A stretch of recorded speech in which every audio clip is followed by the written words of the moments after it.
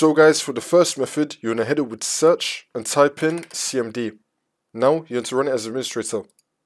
And then click on yes. And then once you run this, we're just going to copy and paste the code, which will be down below in the description. We're going to copy and paste all of this at once. So you're going to highlight over everything here. It's going to be down below in the description.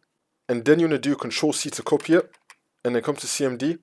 And then do Control-V to paste it, which will now paste everything automatically. And then once you paste that in, this should now fix your problem.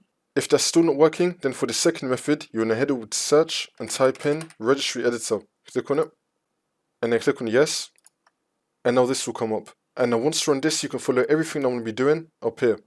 So first you're going to expand HK local machine. Now you're going to expand system. Now you're going to expand current control set. Now you're going to expand control.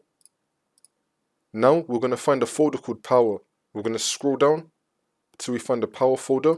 Here it is. You're going to click on this, and now this will appear on the right side. Again, you can follow everything that I did up here. And then once you run this, you should be having something called CS enabled. You're going to double click on CS enabled. Now make sure that in this box right here, you have the number 0. So in this box, you're going to type in the number 0.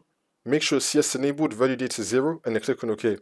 Now you just want to restart your computer, and then this should now fix your problem.